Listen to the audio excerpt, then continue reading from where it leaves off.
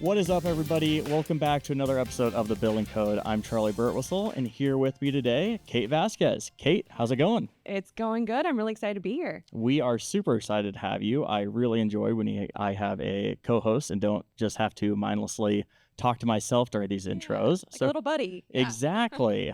Kate, tell our listeners a little bit about what you do at Buildertrend. Yeah, so more to come specifically on what I do, but I am the senior manager of community here. So if that's not an Easter egg, I don't know what is, but there's some really great opportunities coming for all of our builders soon, being able to interact more, just more to come. More to come. Yeah. Very secretive of Very you. secretive, but it's exciting. Dropping Easter eggs left and right. And so hopefully when this new thing comes to fruition, our Building Code listeners will be the first to know. They'll be like, I think so. Kate mentioned this.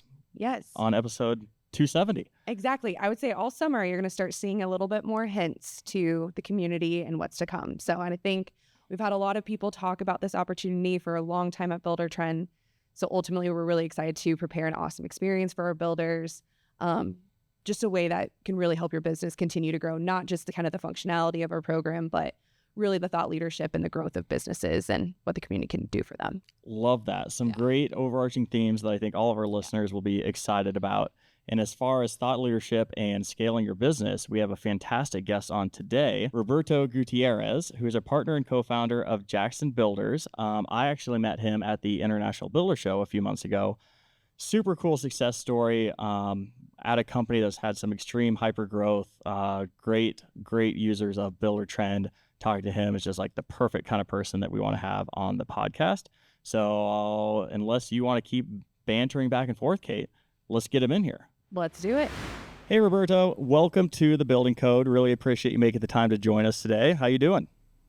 Doing great. Thanks for having me on. Been a long time listener, so I was excited to get the opportunity to come on and give you some of my time. Absolutely. Well, we are excited to have you. First question that we always like to start with our guests is just kind of quick background, who you are, where you came from, and kind of how you got to where you're at today. Yeah, sure. So I'm one of the co-founders of Jackson Builders here in Nashville, Tennessee. And I have more of a business background. So I went to school for accounting, but I have some family that's been in construction for a long time, and commercial construction. Actually, they're a masonry subcontractor. So after I got out of school, I decided to take more of an entrepreneurial route. And, construction was always interesting to me. I worked in it growing up with the rest of my family. So I founded the company with one of my cousins, and it was a kind of a natural progression like that. So he's the one with the general contractor's license. I have the business background. So it was actually a really good yin and yang effect to let us get it off the ground. So we have an unlimited combined license, and we can build project of any size, residential, commercial, and industrial, but we mainly stick to residential. It's probably 95% of our work. I love that. When I was kind of looking at your guys' company, what was really impressive is just your growth journey from going from up to 600 homes a year. That is a very impressive feat to do. So can you take us through some of those key milestones in your growth journey that really got you here today? Absolutely. So I'm definitely the person on the team that is really about systems and processes. If things aren't systematized, it drives me crazy. So from the start, we were always doing everything with the intent in mind to be able to replicate it. No matter what, we're always writing things down, right? So, I mean, we started at my house. We didn't have a brick and mortar office, so we would just meet there several times a week around the dining room table with our laptops open, running through things. And, as we started to bring in more income, we eventually had enough funds to get a brick and mortar office. That gave us more credibility there. And then we were able to look into actually creating job titles, delegating things to other people, and, using technology to our advantage to be able to pretty much get back our time, because we already had the expertise and what it took to construct a home in Nashville. And once we were able to really create a good roadmap for it, it's always a work in process. It isn't perfect. It really allowed us to spend our time on the sales aspect or whatever other aspect of the business that needed help. Yeah, I think a good kind of recurring theme that I always hear on the podcast here is what things are you passionate about doing and what things can you delegate to a system or process? And it's like not getting constantly caught up doing the things that are tedious and not fulfilling. Like you got into the business for a reason. You should focus and spend your time for that reason and offload a lot of the rest. Before we get too much further down the road here, like obviously 150 homes delivered annually is impressive. What is the current kind of structure of your company? Like how many employees do you have? How much do you sub out? What is the kind of format there? Great question. So we've got 10 people on staff. That's including myself and the other partners. And then we also have some outsourced contract services that we pay for. Like we have a fractional controller / CFO service we use. And then we actually have a company out of India that helps us with some bookkeeping. So we have a company that we pay that goes in overnight and they do a bunch of batching for us. You know, they'll do 7 or 8 hours of work while we're sleeping. So it's pretty lean and mean right now. What were some of the, like, I mean, hearing you talk about your company is obviously incredibly impressive. You brought on Buildertrend in 2018, I think. What was kind of the tipping point that made you realize, okay, we need something else if we want to scale to get to the point of where we want to be? Yeah, I remember at one point, what I was doing was capturing all the schedules in an Excel spreadsheet that had a Gantt chart. And I was having to update it multiple times a week and have all these spreadsheets ready for the meeting. And, you know, once you get past 9 or 10 of those, it's just pretty unproductive to be doing that and pretty inefficient because there's so, you know, things don't just update on their own, right? So, and I was also sending out schedule updates to all the subcontractors and vendors. So I'd have like 40 emails that would go out every Monday morning to all of our main vendors that would say, here's what you have for the next couple of weeks. And, you know, it's just so, it was very repetitive. So I knew it could be automated, but I think first we wanted to wrap our head around what the process needed to be. So we were able to have educated discussions with the different companies that offer project management software to make sure that we chose the right one. So even for a finance guy like you, from your background, too many spreadsheets, huh? Oh yeah. Wait. Yeah. Don't love diving into all those cells and all those columns and everything. But when you really started building out multiple parts of your business, because as you said, you do custom homes, you do large scale production work. How do you really manage the difference of those in the program? And what are the things that you kind of carry over to both sides of your business? Mm-hmm.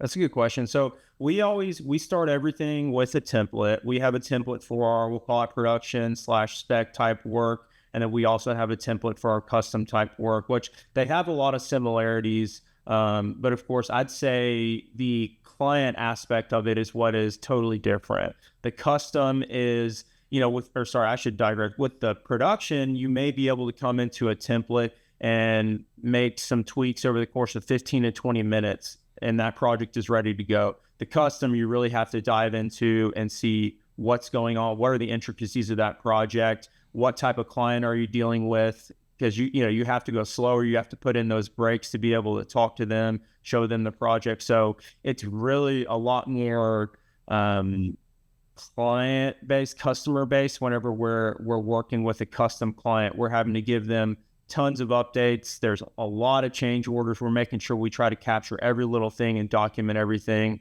which is still, that still happens on the production side, but there's a lot less emotion involved. A lot of times on the production spec projects, they already have an interior designer involved. So it's like all those selections are made day one, as opposed to a custom. You may be dragging. I mean, sometimes you won't make a selection until you're literally there about to do the work, no matter what your contract says. Contract may say you have to have all selections done in 60 days, but that stuff always drags out, So I think those are some of the big differences there. Yeah. And with your client experience, how has that improved or grown with the use of Buildertrend? Like, what are your clients enjoying a part of Buildertrend if you're showing them, parts of their project along the way? What are they enjoying? They love all of it, but I'd say they really love the daily logs. That's something that everyone really enjoys. And then most recently, those client updates that has the AI generated text that can go out weekly. They really enjoy that because we do have clients that are out of state, so it's really difficult for them to get here physically since we do a lot of production and spec type product for investors. So that's what they really like, not feeling like they have to physically be here. And we're pretty open book, so we allow them to see the schedule and everything.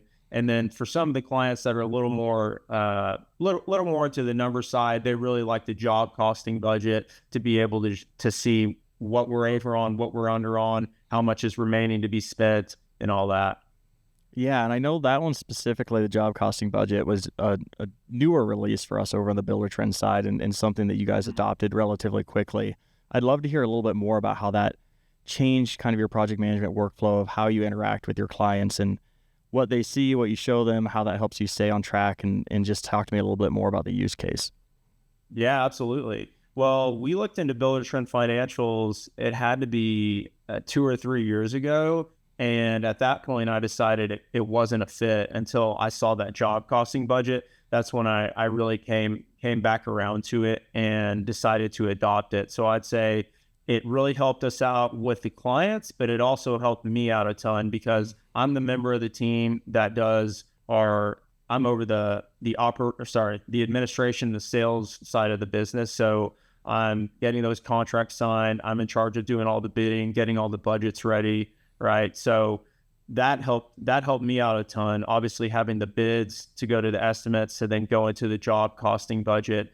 But then from there, as far as the project management workflow, then I was able to reassign the purchase orders to the project manager's responsibilities. So it really pushes them to dive into the budget and really gain an understanding of it. And of course, from our client's perspective, it just provides predictability and peace of mind. I remember before this, what would happen was I would just pull out a report that we had in QuickBooks Online, and I'd have to go through, add a column, and pretty much do my own forecast. And truthfully, I was a big bottleneck in some cases, and I just didn't have real-time information. Obviously, that's error-prone, and it's just inefficient, right? So our clients are able to get real-time information. Sometimes we still have, you still have to update it and tweak things and explain it to them.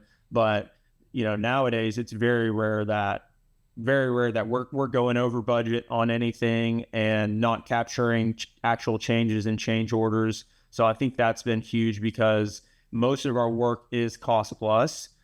And, although you may have a cost plus contract without a guaranteed maximum price, it's still not an easy conversation if you're going over budget for a client. So it's really important to be able to capture things and before they happen, of course. And then at the end of a project, regardless of the outcome, be able to have this clean roadmap where we're able to show we started here, this is how we got here, and we communicated everything along the way. Yeah, we were just talking to someone at Buildertrend University last week. We had a little panel here, and they mentioned something similar to you, where in the past, the budget kind of lived, breathed, and died inside their mind. And they were cautious or potentially even nervous to open that up to the rest of their team, because then they started asking questions, are we profitable? Like, how much money is the company making? How much money? Were conceptions they had about that. But unlocking that, sharing that with their project managers, and enabling them to kind of better forecast and make decisions real time on the job has really unlocked some of the potential for the rest of their team and taken a lot of stress off of them as owners of the business. Is that something that you also saw? Or talk to me a little bit more about your experience of opening that up to your team to allow them to, be maybe even more bought into a project from start to finish. Yeah, 100%. That's definitely correct. So we've always been open book. I've never had any issue with any one of the teams seeing how much we're making or not making on a particular job. My opinion is that if someone wants to leave and do it on their own, they're going to do it whether they see our secret sauce or not.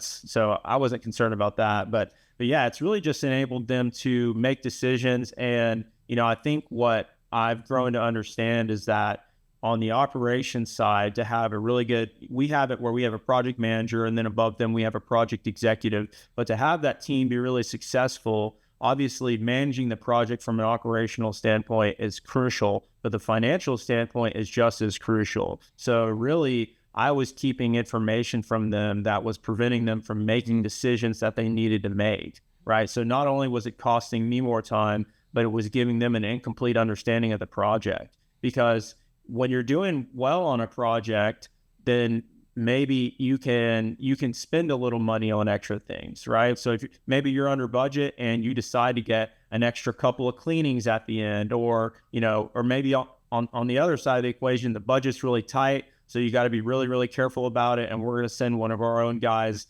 one of our own employees, to go sweep and mop a house. It could be something as simple as that, or it could be client wanting to make a big change, an upgrade, whatever it may be, and they could go to that job costing budget and say, all right, based on completed categories to date, I'm 50 grand under budget. So if you'd like to do that, it is going to be a change order. It is going to have a markup with my fee, but I think we can capture that in the original cost that we quoted you. Yeah. And as you kind of continue to talk, we know that this industry is very relational based. So you're working with your clients, and you talked about how that's impacted your clients, but you've also talked about your internal team and now how they feel a little bit more empowered with using the system and, working and being able to manage that job. How has it impacted your trade partners or anybody that you're working with more externally within your company? How has either Buildertrend or the job costing budget impacted those relationships? It's a good question. It's helped out a ton. It's actually helped us weed some people out along the way that really couldn't get with the picture, because now we require that. I know we're in residential, but most of our vendors and subs have at least some semblance of a back office at this point. So our guys have to be able to check email. They got to be able to have some level of technological proficiency. So it's really helped keep them accountable from a scheduling standpoint, where we tell them they have to go in there and check things. Whenever they ask us for updates about when certain jobs are starting, at this point, we actually refrain to even tell them. We say, have you checked Buildertrend? Did you look here? So we really try to force them into it. And once they adopt it, then they really, realize how much it's helping them, because they've got most of their questions answered there. And then we also use the purchase orders with them. So that helps us, of course, financially, but I think it also sets the expectation for them. And that's what being in business is all about, whether it's with, client, someone internally, or with a trade partner. It's all expectations. Contracts are very important. And that's really what you have to point to sometimes when things get a little sticky. Say, these are the rules that we agreed on, but, day to day, from a relationship aspect, having that expectation set is crucial. And I think that's really what it helps us do with the trade partners, all the subs. Yeah. And one of my favorite things to ask builders, because we get this question all the time, is just how did you really start that relationship with your trade partners? Not necessarily like working together, but with Buildertrend. We've heard people say, like, I literally invited them for a Friday lunch, gave them pizza, gave them food, and we taught them Buildertrend. What did you do to really get them, because they're not in your company and they're not your clients, how did you really get them kind of aligned with using Buildertrend or using these different systems that you put in place from the get-go? It was kind of like you described. We added them all to it, so they got links to log in, and then we got like a how-to document early on from someone at Buildertrend, and we sent that out to them. And then what we would tell them is that, if they needed help, they could come by our office. So we probably had 15 to 20 different 30 or 45-minute meetings where we had vendors coming in. We said, bring your laptop. I'm going to show you how to do this. We got them logged in and just walked them through some of the basics. And really most of it was just how to see a list view and a Gantt view of their schedule. And then once they adopted that, that's when we were able to get a little more intricate and start looking at purchase orders and, financial things of that nature. Kind of stair-stepped it so that they would feel comfortable coming out. That makes sense. For sure. I think it's super awesome talking to people like you that have had such a successful implementation of Buildertrend, but also a really successful roadmap for their business of, starting out, this is where we want to be, this is where we want to get to. I think our listeners and Kate and myself internally can learn a lot from it. What I'm always curious to ask is like, what's next for you? Like, where are you really spending time focusing right now to hit 2025 goals or set yourself up for 2026? Kind of where do you focus a lot of that time and effort now that you have a pretty sustainable business, and I'm sure you're one of those people that are never settled with it. Yeah, you got that right about me for sure. So I'd say right now we're working on expanding to some of the outer lying counties where it makes sense. So we're in Nashville, that's Davidson County, but also going south, you got Williamson County. So there's a lot of people that live there, very densely populated areas with one of the best school systems in Tennessee. So there's a lot that's happening over there. So we're looking to expand there. And a few years ago, we definitely would have been hesitant to do it. But now that we've got such an ironclad template process, we're really not fearful anymore about the logistical challenges that it presents. Because at the end of the day, it's the difference between having a job that's 10 minutes away versus 30 or 45 minutes. So it's still close enough that our subs and vendors are willing to commute, and some of them may already live there anyway. So really, it may be less of a commute than they're commuting today to Nashville, right? So that's something that we're doing. And then we're also looking at the different trades that we're paying for right now and seeing if there are any that make sense to bring in-house. There's some that are just way too competitive that we wouldn't mess with, like drywall or paint, but some things that are really technical where we have identified difficulties in finding really good subs in the market. That's what we're also exploring. Yeah, I think that's always a pretty big wake up call for how much how solid understanding you have of your current business processes and systems is. Could I pick this up and place it somewhere else, and would it still function? Or is there too much like day-to-day decision making that I need to be involved in that, just like you said, I wouldn't feel comfortable even going a county over without having a lot of concern that we'd miss something along the way. And I think that's a huge testament to the roles and responsibilities and systems and processes that you put in place, that you do feel comfortable making that move now and are confident that it'll be a repeatable, kind of success story there. Oh, definitely. Yeah. I mean, you have to have technology, have to have systems, and something that I'm realizing more and more as the company goes on is that best practices are best practices for a reason, no matter what industry you're in. I'm not saying you have to just copy what everyone else is doing, but whether it's accounting, human resources, operations, the way that successful companies have done things in the past is a really good place to start, a really good roadmap, After reflecting too on your journey of kind of like what your tipping point was or something you learned along the way, what would you say to other builders kind of like, this is the first place I would start? Not only kind of like looking at best practices or doing your research or kind of reading about it, but what would be that first decision to really kind of make that change to say, I'm getting this system in place or I'm getting this operation defined for the company so you can have that trajectory for success? What would you say that piece of advice would be? I'd say that to remain competitive, you have to adopt technology, and it can seem very overwhelming, but you don't have to do it all at once. My advice would be to pick a couple aspects that you really need to improve on and just piecemeal it. Take it one step at a time, and also understand that there's people at Buildertrend, for example, to help you implement this. It's not going to be all on you, right? So I think just take it one step at a time, and you'll thank yourself whenever you can start to see employees of the business start making decisions that you previously had to make, and you start freeing up your time, whether that's for other business pursuits or personal time. For sure. Love that. I think what I always tell myself, like when I go to conferences or something like that, like overwhelmed, just information dump, is like, what's the one thing I can take and go home and instantly like improve upon, and then move on to the next one thing. But if you try to do 10 things all at once or 20 things all at once, you're just going to get lost. And if you're trying to, exactly. Yeah. If you're trying to do 20 things, are you really doing anything at all? Right. So that definitely resonates with me internally. We're getting close to time here, but kind of fun question to end on. zooming out from just your business and looking at the construction landscape as a whole, what sort of innovations or trends are you most excited about for the construction industry? I think I'm interested to see how AI is going to play into everything. And that's, I'd say, in line with different project management software tools like Buildertrend, how that's going to help speed things up and automate things, as well as, I'd say, also data analytics, just being able to get more information that you can really use.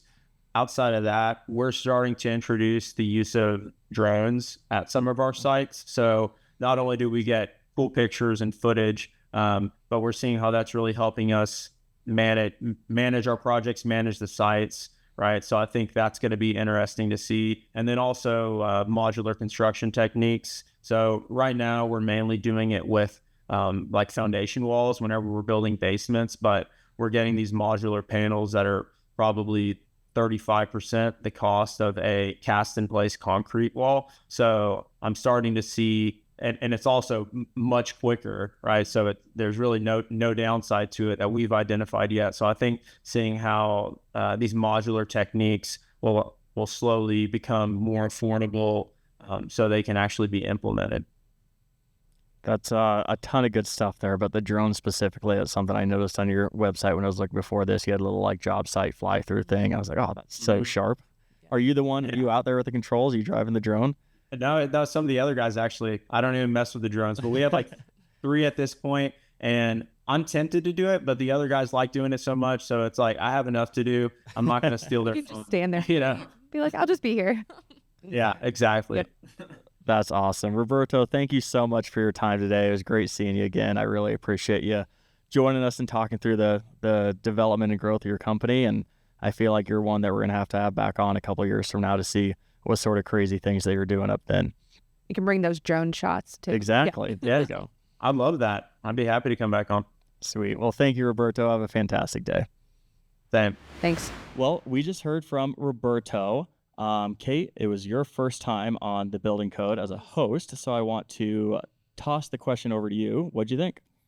I really enjoyed learning about his story of just kind of that he had that growth mindset from the beginning. He talked about, his background and how he knew lots of different people in the industry and how they really came together to grow a really great business that is flourishing today. And I think the key there was systems and relationships. Mm-hmm. You have to build a good system. You have to know those repeatable processes that you can make more efficient, so then you can really work on your business. And I really enjoyed hearing him talk about that, along with the relationships. If he doesn't have the good relationship with his clients, his team, or those sub and trade partners, it's not going to be a complete project. So it was really good just hearing him how he got all these people in lockstep with each other to kind of move forward and really grow the business through technology. Yeah, the one word that really I kept coming back to when we were listening to him talk was just intentionality. Like all the things you just mentioned, systems, processes, relationships, even like vision for the business when he first founded it was very intentional about what he was going to do and where he was going to get to. Even as he was talking about where they're at today, like very intentional about like what the next steps are, Yes. things that they're working on internally.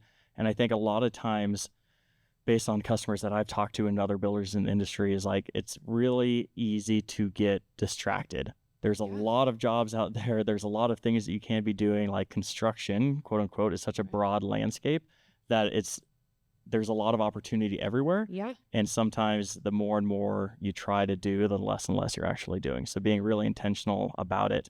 That's the same on the inside too. I feel like if you're going to try to get every single job that's out there, it's gonna be hard to really excel at Right. something. And same on the inside too. It's if I'm trying to attack every different process, every different system to attack right here in this quarter, that's gonna be really hard for you to make a really great repeatable system that's going to help you scale over time. So it's kind of on the external side and the internal side. I really feel like he talked to about. Yeah, absolutely. And if our listeners are motivated or liked what he was hearing, obviously, if you're a Buildertrend customer, you can reach out to your coach or account manager here at Buildertrend who have worked with hundreds of other customers like that and can help you get some of these things stood up, specifically in Buildertrend. I loved how he was taking advantage of the templates. That's something that I'm sure we coach all the time down in CS. So you're not alone. Don't try to do it by yourself. Ask for help. There's a lot of people out there that'll help you. Yep, 100%. Cool. Well, as always, thank you for listening. Would really appreciate a quick like, review, and subscribe if you could. Let Kate know what an awesome job she did on the episode. Otherwise, until next time, I'm Charlie Birtwhistle. And I'm Kate Vazquez. Peace.